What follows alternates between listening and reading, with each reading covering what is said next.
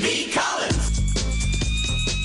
Peter B. Collins, news and comment. It's Thursday, June 11th, 2020. I got a whole pile of news to comment on today, and I'm glad to have your ears. And I want to begin by talking about a phrase that is raising a lot of consternation among white liberals these days. And that is the phrase that is a slogan in the street protests that continue to this day over police brutality. And it is the slogan, defund the police. A lot of people who I know are offering unsolicited advice to the people in the streets, saying, you know, this is unhelpful. This is a bad choice of branding. This feeds Trump lines that he can respond to activate his rabid base. And I don't dismiss those concerns. I've worked as a media and message advisor on political campaigns. But I believe that this is a time not to proffer that unwanted input. It's a time to listen. And you don't have to embrace the slogan or use it yourselves. But the white privilege that is being dispensed, and I believe that's how it's being interpreted, is condescending and it's counterproductive. So I don't post very much on Facebook. Every day, the automation system, when I post a new podcast, does put up a post about the podcast, but Facebook doesn't let very many people see it. Mostly I read Facebook and I look for news items that I wouldn't have otherwise seen, put up by my network of so-called Facebook friends.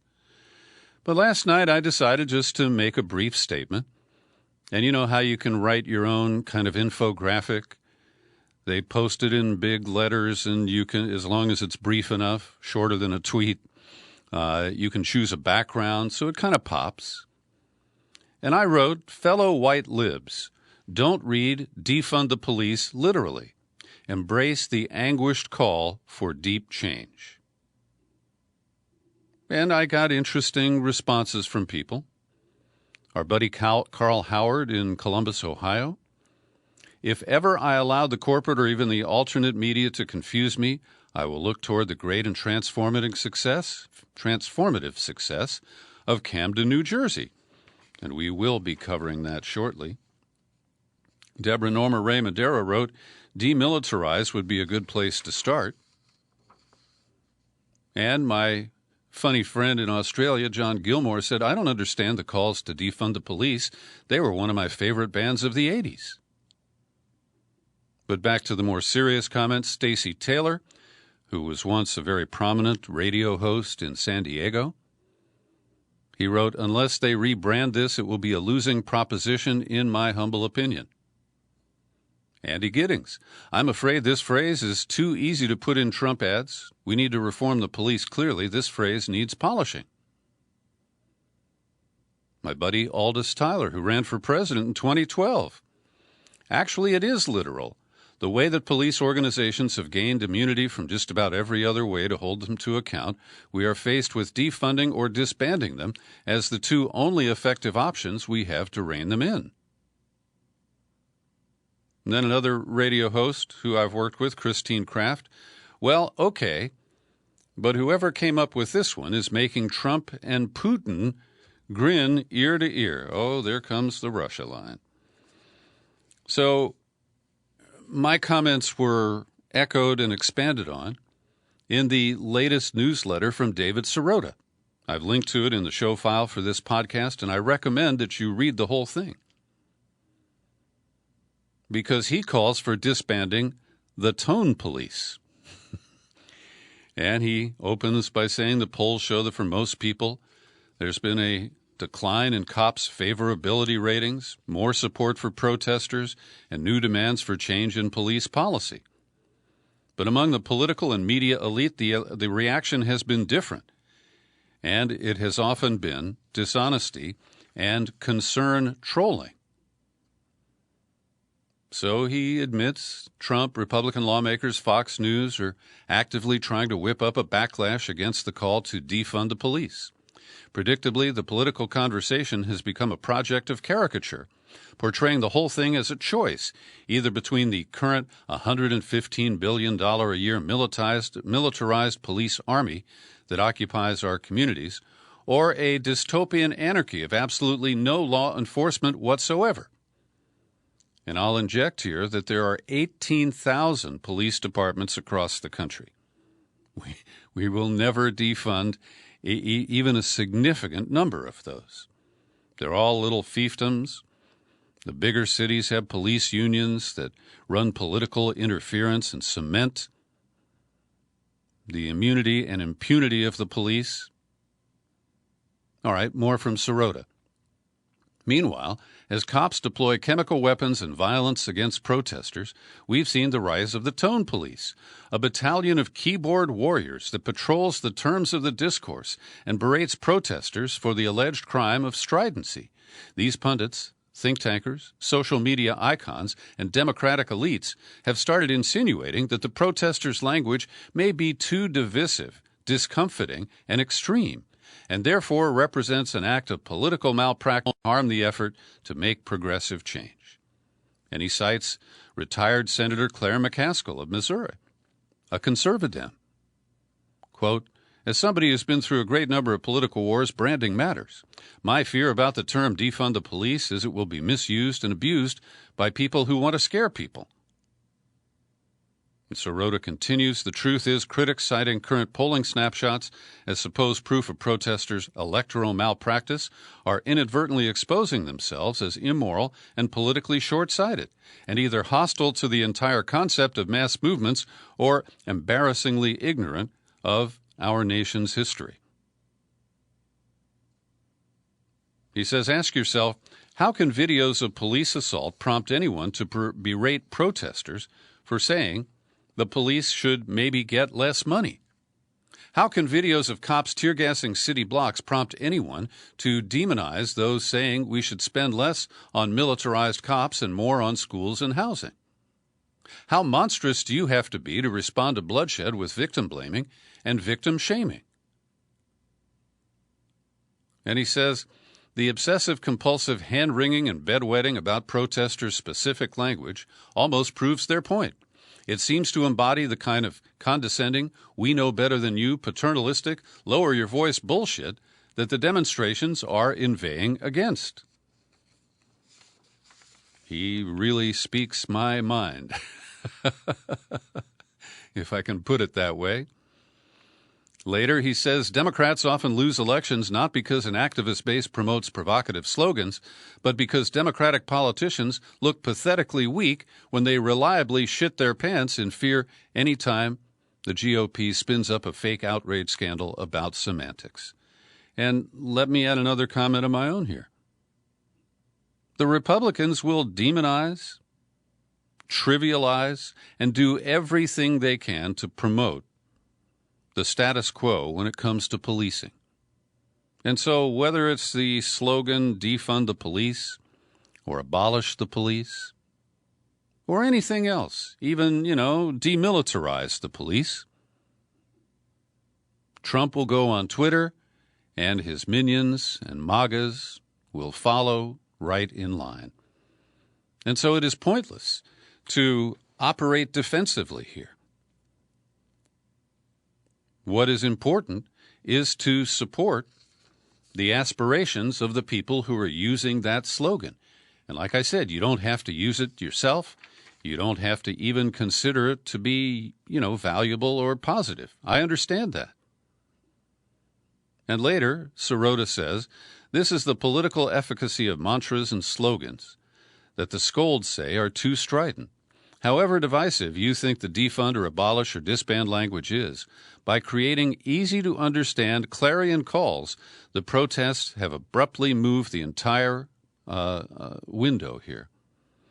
They have polarized the situation to the point where once marginalized police reform proposals now seem like the absolute minimum conservative position, and long overdue structural budget changes are now on the table. Look at how Gil Garcetti in Los Angeles and Bill de Blasio in New York decided that it was politically expedient to trim the budgets of their police departments, which they were going to fatten just a month ago. And even Andrew Cuomo, who I find to be a pretty hardline, pro-police kind of guy, he said, when they're saying defund the police, what are they saying? They're saying we want fundamental basic change when it comes to policing, and they're right, he allows. Now, that's purely political on his part, in my view. I'm not a deep expert on Andrew Cuomo, but in the run-up to his third election as governor, he was challenged by Cynthia Nixon. Hardly a real threat to him politically. Nevertheless, he agreed to a very progressive piece of legislation to create a commission to investigate wrongful prosecutions and to hold the prosecutors accountable.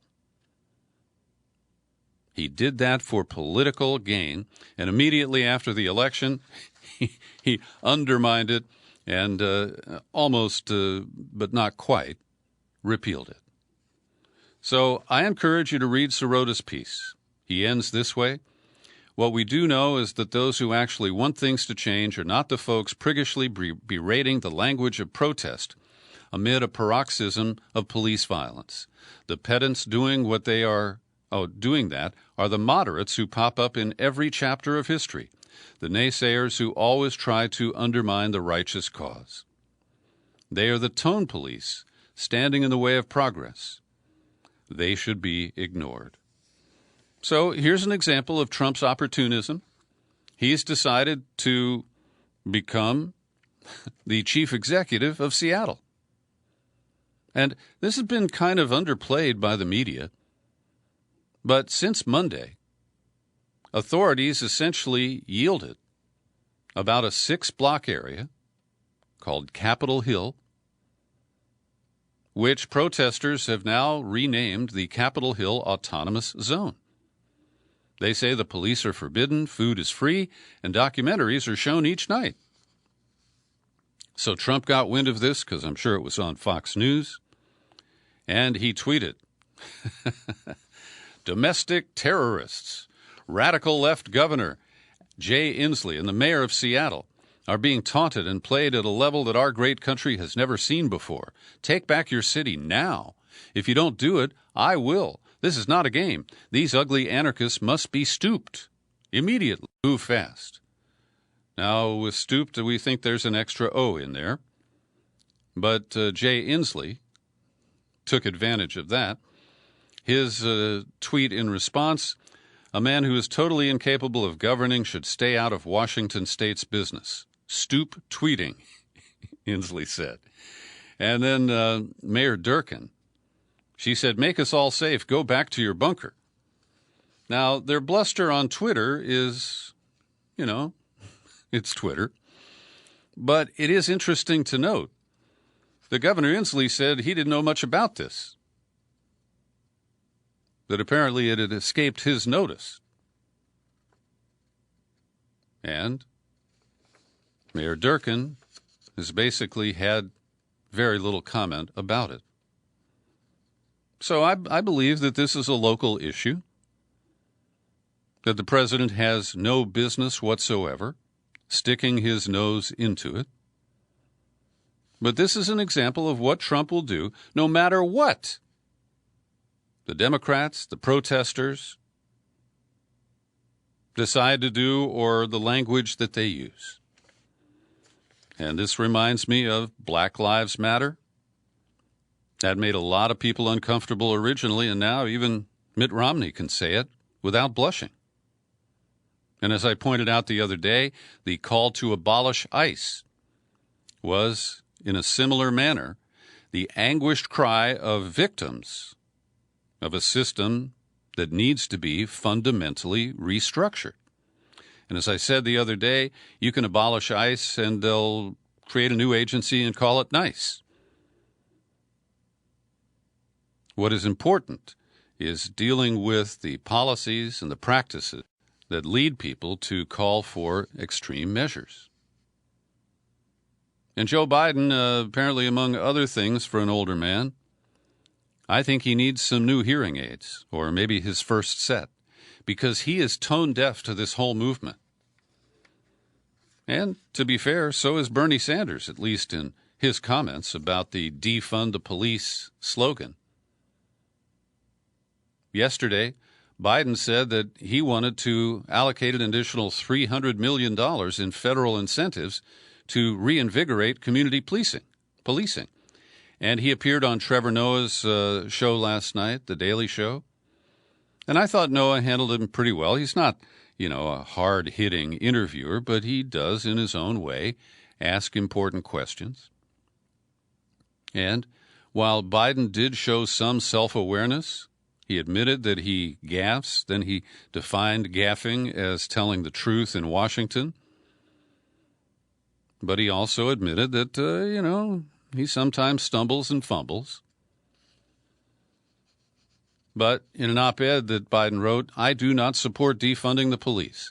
The better answer is to give police departments the resources they need to implement meaningful reforms and to condition other federal dollars on completing those reforms. Bernie Sanders indicated in a recent interview that he objected to calls to defund the police. I think we want to redefine what police departments do, give them the support they need to make their jobs better defined. So I do believe that we need well-trained, well-educated, and well-paid professionals in police departments. But Alex Vitale, who's the author of The End of Policing, and as I mentioned, I interviewed him 3 years ago. You can look up the podcast in the search window at peterbcollins.com. He said procedural justice is the idea that if police take the time to explain what they're doing, hear your side of the story, act in a professional manner, that people are going to accept police actions, and therefore that you can reform the police by making them more professional and nicer, and people won't question them or protest them, and let the police go back to doing what they do with no interrogation whatsoever of whether or not what the police are doing is actually right. So Vitale is a bright guy. He appeared on a panel of Trevor Noah's show 2 nights ago. And I do want to recommend, if you're not a regular viewer of The Daily Show, Noah has put the jokes aside and presented some very serious conversation and his own experience in South Africa, growing up under apartheid as a person who was neither black nor white. He was colored. And that made him an outcast in the communities, the segregated communities of South Africa. It's also important to note that the community policing that Joe Biden embraces came out of the Crime Act that he helped craft in 1994, and Bill Clinton took a ride on it to add 100,000 new police officers. And these are not reforms. Even though it's euphemized as community policing, that's just another one of those nice brand names that was developed, by a paid consultant who may have done some polling. And it's very clear that the protesters who use the slogan, defund the police or abolish the police, they don't care what consultants think. And I think it's important not to, infantilize them. I respect the calls that they're making. I'm happy to work alongside them to achieve whatever reform is possible, recognizing that there are powerful forces that will array against any meaningful reform. So at the LA Times today, and I've linked to this story for you, there's a recap of what happened in Camden, New Jersey. And as I pointed out the other day, Chris Hedges, in a book he wrote 5-6 years ago, described Camden as one of those sacrifice communities. People had given up on it. It was crime-riddled. The government was totally corrupt. The police department worked for shakedowns and ignored the crime that was raging in the community. And so they actually did disband the Camden Police and gave the police authority to the county sheriff. And while this is not a model that you can just, cookie cutter impose in every community across the country, it does have features that are commendable. So the rate of violent crime has dropped sharply. Officers are trained to de-escalate. They're required to use force only as a last resort. Chokeholds are considered deadly force rather than a restraint. Officers have a duty to intervene if they see another officer use excessive force. And as you know, I think that until the good cops turn on the bad cops, we're not going to see fundamental change. And we can have all the rules and laws and policies and withhold federal funds from departments that don't cooperate. But as we'll get to in a moment, most police who are accused of murder, in fact, are never charged for it, much less convicted. So violent crime in Camden fell 42% over a 7-year period ending in 2019. And as I pointed out, the city had previous problems of deep corruption, much like Compton in the Los Angeles County area of California. So here's a proposal I fully support. Alexandria Ocasio-Cortez and other Democrats in Congress, including Mark Takano of California and Chuy Garcia of Illinois, are proposing to ban the use of tear gas. Ocasio-Cortez said, "Last week people were just so shocked to see this administration tear gas its own people. Tear gas is a chemical weapon that is used in war, and banning it is one of the most basic steps that we can take." And Takano noted that despite the denials from the White House and from Trump that tear gas was used to clear 16th Street for the photo op at St. John's Church with Trump brandishing a Bible, well, Congressman Takano, who I've interviewed, and he's a decent, moderate kind of guy, he said the administration denied they were using it, but indeed they found there were cartridges marked CS, which is the, I think, the chemical behind or that is in tear gas canisters. So I want to note that 2 African-American members of Congress are the face of the efforts for significant reform at this time. Karen Bass, who is a 5-term Democrat from Los Angeles, is chair of the Congressional Black Caucus, and she's been tapped by Speaker Pelosi to coordinate the efforts at reform. And I've known Karen Bass for a number of years. She became the first African-American woman to lead a state assembly, and she was the speaker there until she termed out and ran for Congress in L.A. And she grew up, developed her chops, protesting the police injustice in Los Angeles, including the Rampart scandal, and then the police brutality that was captured on video in the Rodney King case. So she is a true reformer, and she's grown adept at the levers of government. And some people consider her a possible successor to Pelosi as Speaker. Then on the Senate side, it's Republican Tim Scott of South Carolina. Now, on economic issues and many other matters, I don't agree with Tim Scott. But he has lived the injustice of being a black man in the South, and he's been honest about it. And so Mitch McConnell has turned to the only black Republican to lead the efforts in the Senate, and we'll see if his lived experience will enable him to persuade some of his colleagues to adopt major reform. Now, let's throw some cold water on the whole process here, because I think there's well-warranted skepticism in the latest column from Kevin Gosztola at Shadowproof.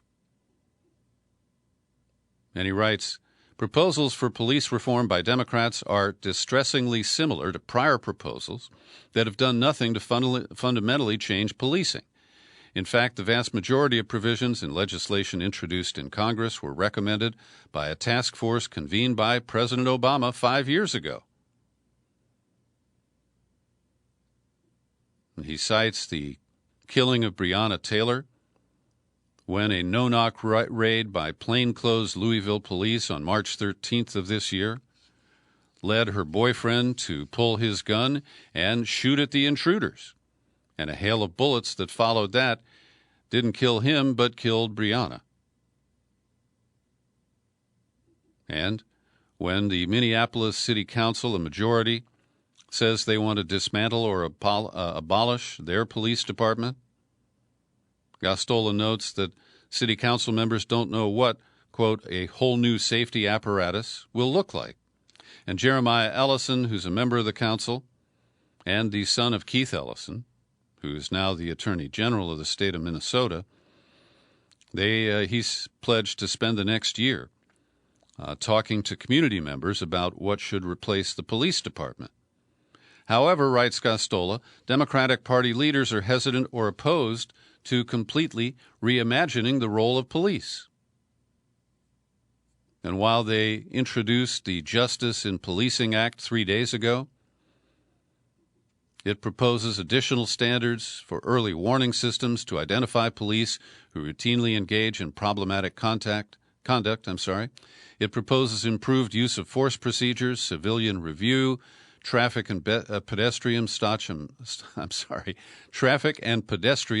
and search procedures, improvements to administrative due process requirements, more video monitoring technology.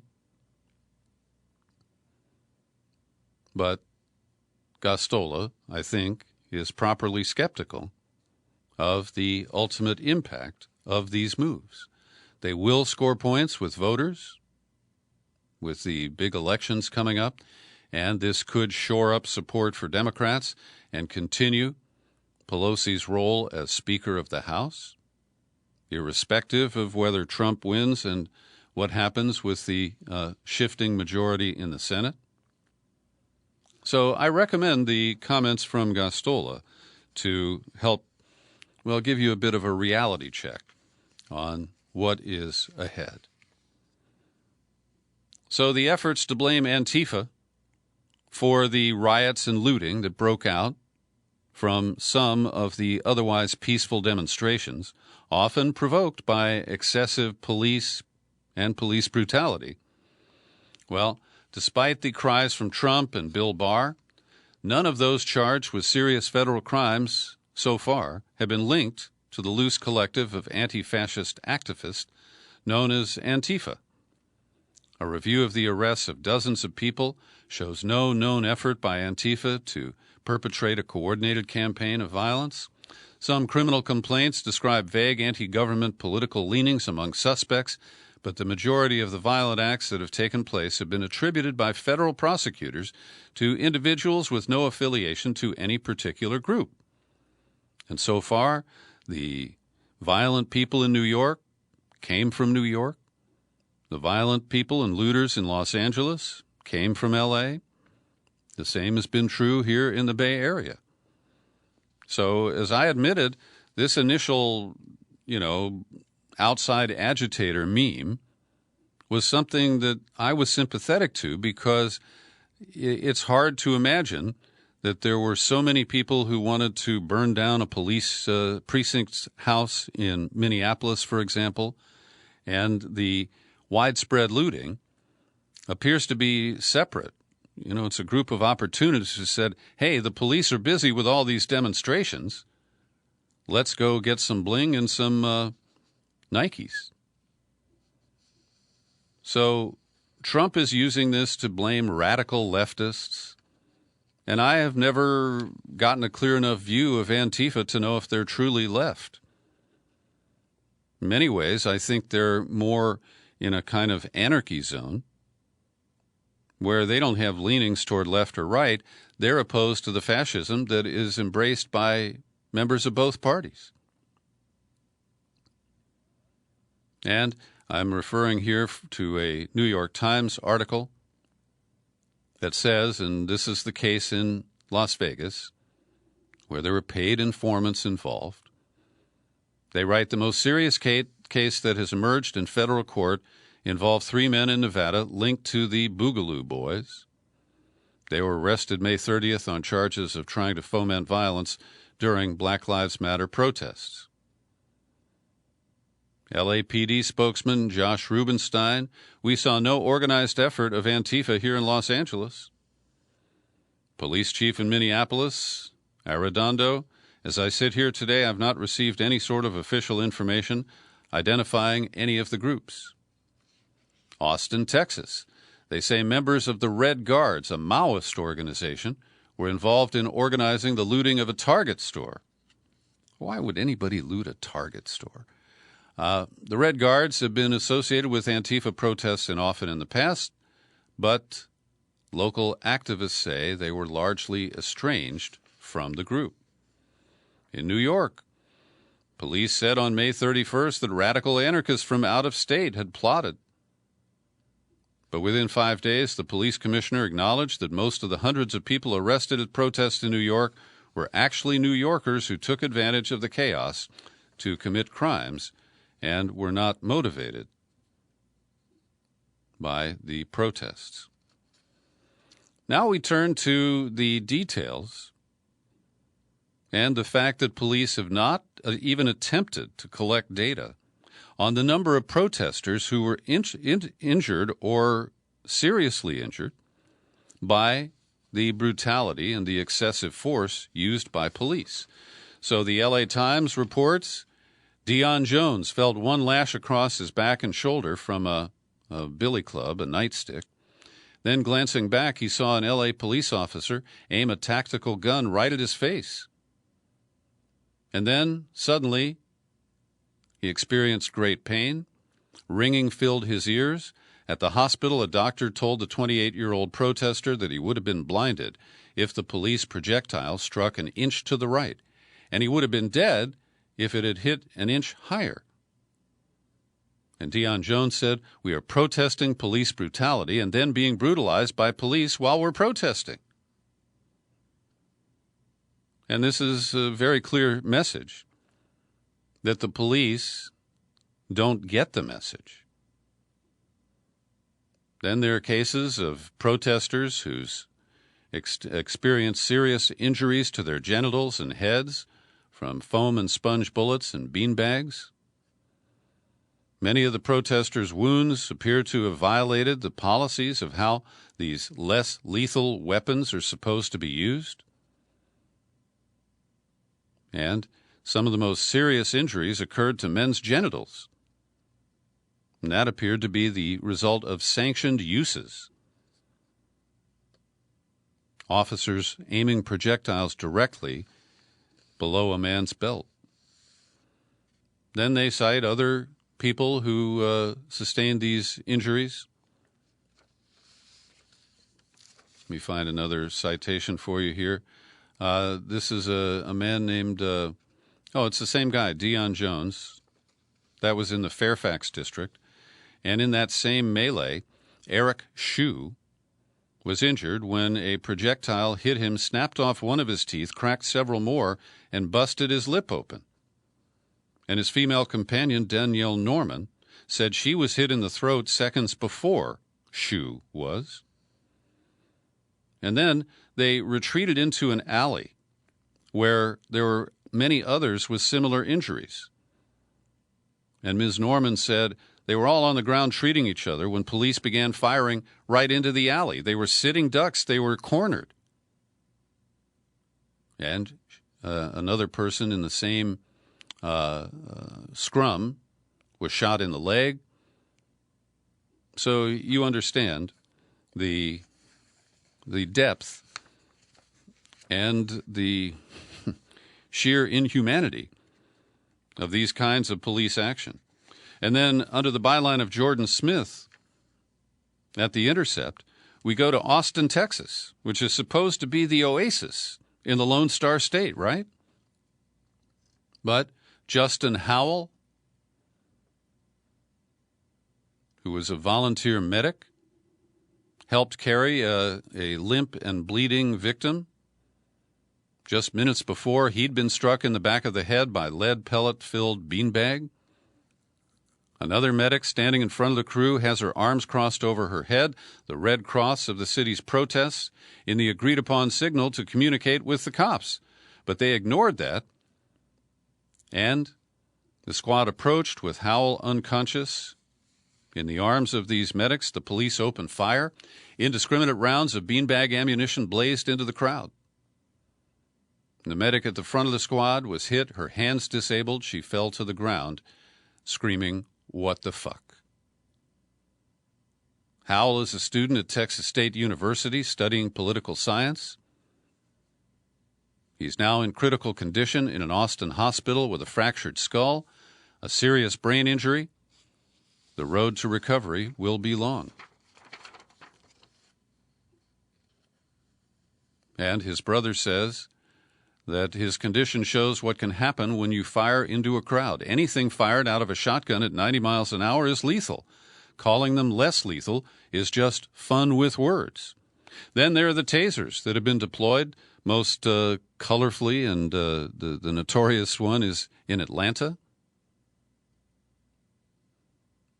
And a woman who is pregnant in Austin, her name is Nemo Martin. She was shot in the abdomen and back, and so far she has not lost her baby. But the widespread use of excessive force, the claim that these less lethal munitions are as described, is belied by a judge in Denver who issued a temporary restraining order barring the use of these less lethal munitions. And he said, "Some of the behaviors of what I hope and believe to be a minority of police officers in Denver and the nation during recent days, not only vis-a-vis persons of color but against peaceful protesters of all backgrounds, have been disgusting." So, while we're in Austin, can I pause for a moment? Because there are two interesting developments from Austin. One is that Lee Potter, who is a longtime listener to this podcast, sent a note requesting a $100 grant from the Peter B. Collins Community Fund. And like many professional musicians, there are no gigs these days, and it is a tough existence if that's the way you've chosen to make a living. So Lee Potter wrote, "As a musician without clubs to play in, I've definitely taken a hit with both Choctaw Wildfire," that's one of his bands, and his newest configuration, the Rubilators. Lee is a very talented drummer, by the way. Trying to get as much cheap food that I can put on the shelves, all to be taken down, kind of meal to meal. I've had hell in trying to get my password from PayPal, so I've got to go with analog mail. Well, Lee, check your mail in a couple of days because a check from the Peter B. Collins Fund for $100 is on its way to you. And he referenced the band Choctaw Wildfire. And I've got a glitch in my wireless mouse here, so I'm unable to get it to click properly and play a little snippet of this new song. But I've linked to it in the show file for today's podcast. It's called Trouble. And it's a powerful music video, which is very much a reflection of our times. And it is a message song that features the vocals and other stylings of Charlie Pierce, the drumming of Lee Potter, and other members of the band. So I put up a link to the YouTube page where you can watch and listen to Trouble. And if you've got the time, check out some other tunes from Choctaw Wildfire. I've listened to them before and have been quite impressed. In a snarky, kind of profane post at Esquire, Jack Holmes reacted to the bad cops, the brutal scene in Buffalo, New York, where Martin Gugino, the 75-year-old protester, was shoved to the ground and left there bleeding and apparently unconscious. And he writes, "You hear a lot about bad apples these days from folks reluctant to confront the possibility that the problems in American policing are systemic. It's just a few bad cops, they say. Never mind that the original expression is, a few bad apples spoil the whole bunch. And never mind that we can no longer indulge this. The way cops are trained in this country, the way they are outfitted like they're deploying to Fallujah, the culture of ass covering over accountability, the lying, the hardliner union chiefs and extreme rhetoric, it has led to insanity. And he talks about the video reels like the one we shared the other day, of police going what he calls fucking crazy on people are not pleasant viewing. In some cases, these displays certainly qualify as police riots. He goes on to say, what the fuck? It's not just that they shoved this guy. It's that they all walk right by him, motionless as his head bleeds out on the sidewalk. Again, what the fuck? And that's where the apples talk comes in. Do you see the one cop who displays a flash of humanity moving toward tending to the stricken man? Looks like a potentially good apple. He shows concern for a citizen he's been tasked with serving and protecting. Except his colleagues usher him away, getting him back in line so they can march right by the victim. Seems like at the very least the bad apples might be spoiling the good. Later he says the good apples seem entirely unable to exert any influence on how these departments operate. When the bad apples do bad things, no one attempts to hold them accountable. They close ranks. In this case, the ranks closed around the injured man as more than a handful, perhaps a dozen officers left him in serious danger. And speaking of those police unions, here in San Francisco, there is a Twitter spat that's underway between the transit system, which is called MUNI, short for Municipal Transportation Agency, and the Police Officers Association, the POA, that's their union. And the issue is that the MUNI, the transit people, have announced that they will no longer transport the police officers to anti-police brutality protests. And you've seen cases where bus drivers refuse to either transport police or arrested protesters. And I respect the drivers who took that stand. So, the arrogant response from the POA, hey, MUNI, lose our number next time you need officers for fare evasion enforcement or removing problem passengers from your buses and trains. And this is the ultimate threat of police unions when they are confronted about their excessive power and the excessive way that they protect the bad apples. And also in my San Francisco Chronicle today, I want to mention two other items. Bob Agelko, a man I respect who covers the legal beat there, did some research. Prosecutions of police officers for homicides are rare. Convictions are even rarer, even when the killings are captured on video. In the 15 years before George Floyd's death, 110 officers have been charged with murder or manslaughter for on-duty fatal shootings. Just 5 of those 110 have been convicted of murder, while 37 have been found guilty of lesser crimes. And of the victims, of the 42 victims, 25 were black. And he recounts the killing of Oscar Grant that was turned into a movie, so many people outside of Oakland know about it. It was on a BART platform, the Fruitvale station in Oakland, on New Year's Day in 2009. And the officer claimed that he was reaching for his taser and confused it with his handgun when he grabbed that and pumped a couple of bullets into Oscar Grant.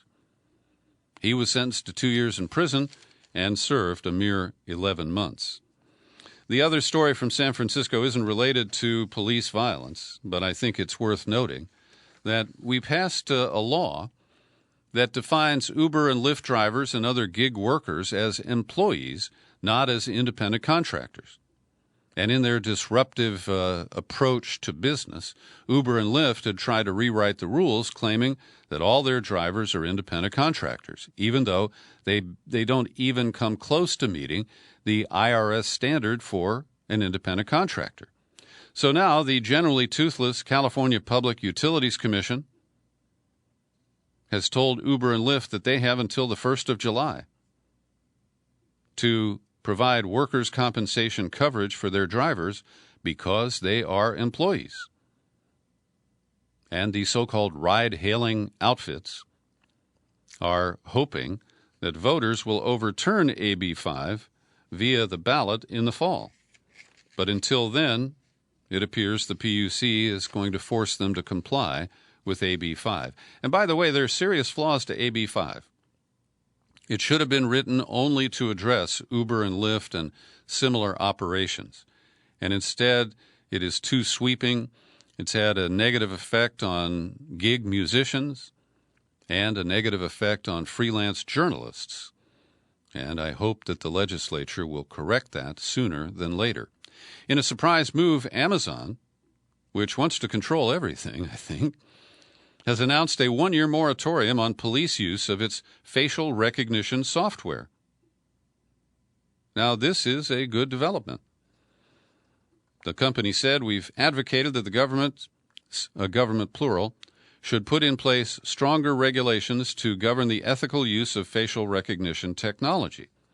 We hope this one-year moratorium will give Congress enough time to implement appropriate rules, and we're ready to help if requested."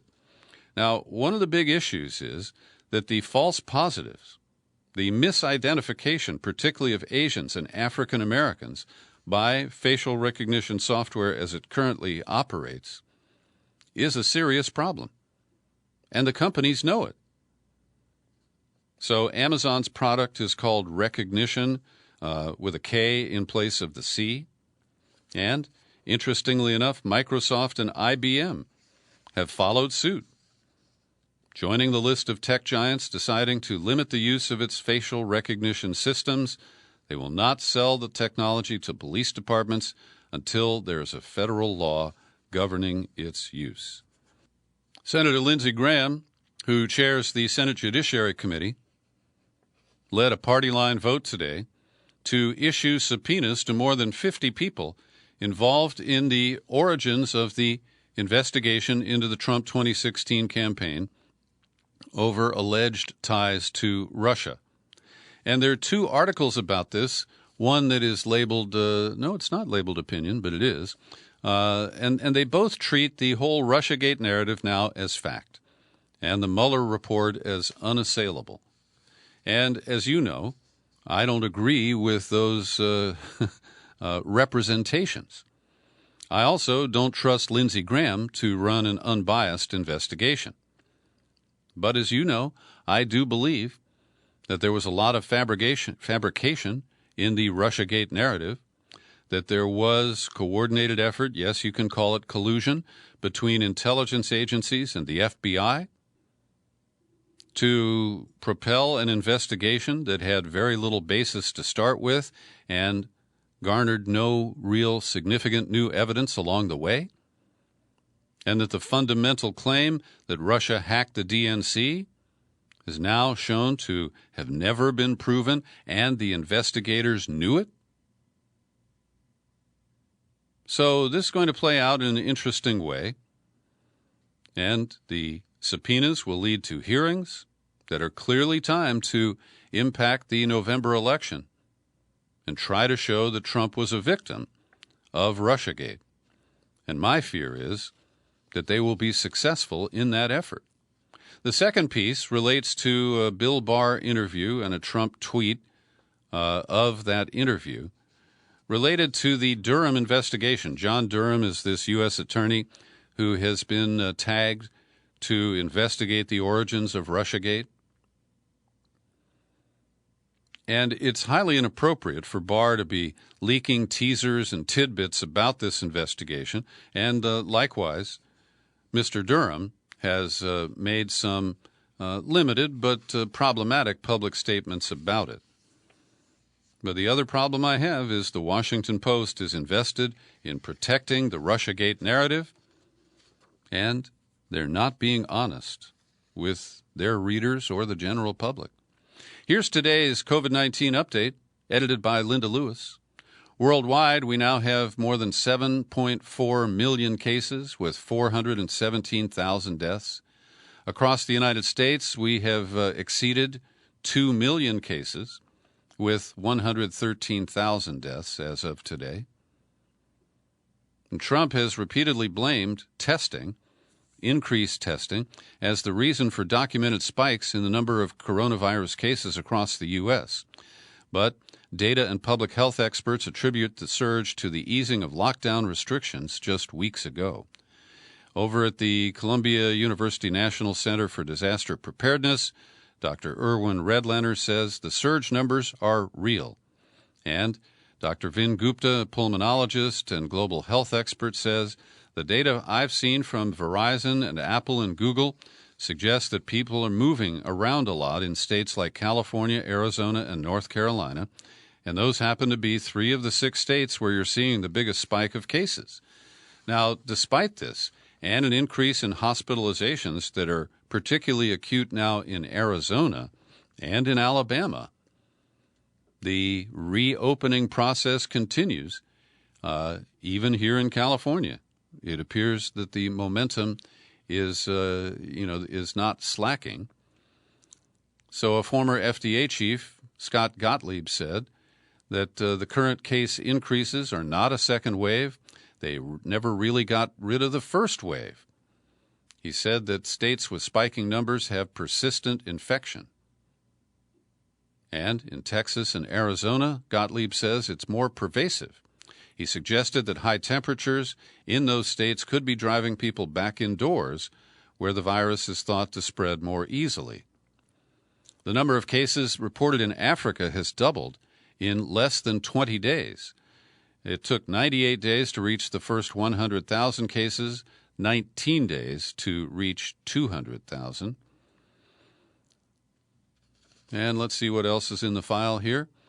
Would you sign a waiver of liability to go to Disneyland or SeaWorld, to dine in a restaurant, to go into a retail establishment?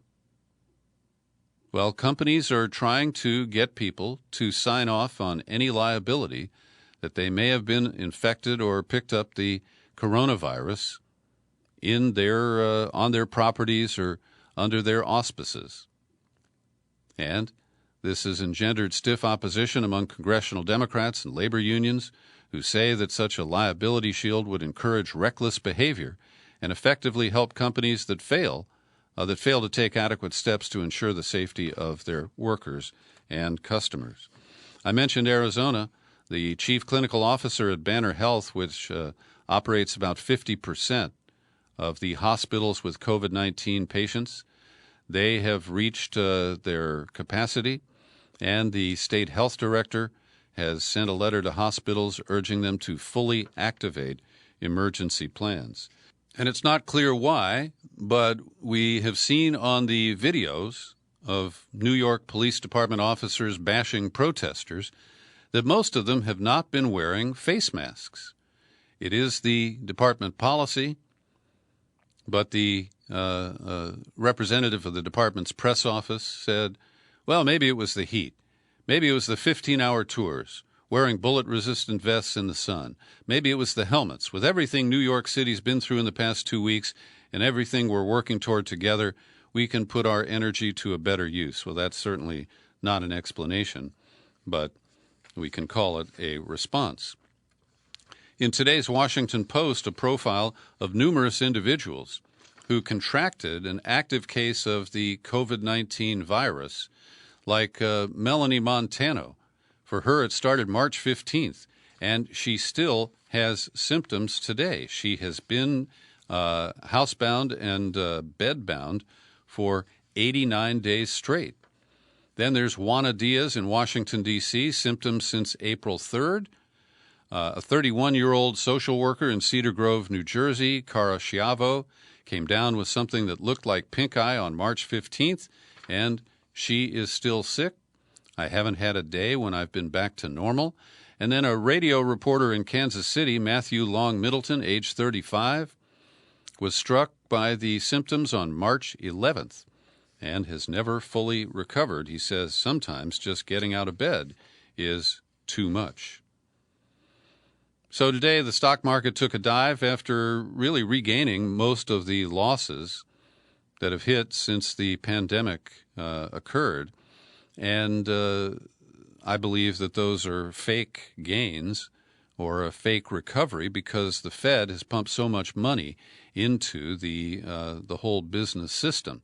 So the Dow was off by 7% today, and Trump and Steve Mnuchin are trying to feed it blue sky and talk people back into confidence and proclaim that there cannot be another shutdown no matter what happens. And this is compounded by the latest unemployment report, with 1.5 million workers filing state unemployment claims for the first time last week. And this is leading to an easing of Republican resistance to another relief package. And as I get ready to wrap up today, I just want to cite a series of reports related to blowback from the George Floyd protests. The chairman of the Joint Chiefs of Staff, General Mark Milley, has apologized for appearing alongside Trump near the White House after the authorities brutally removed protests from the area, saying it was a mistake that I have learned from. In Missouri, a family-owned newspaper, the Washington Missourian in Franklin County, saw the resignation of two top officials or editors at the newspaper. Susan Miller Warden and Jean Miller Wood apologized to readers for an offensive cartoon that had been published by the publisher, who happens to be their father, Bill Miller Sr. A&E has canceled Live PD, another one of those pro-cop shows that revels in the takedown of suspects. The more violent, the better.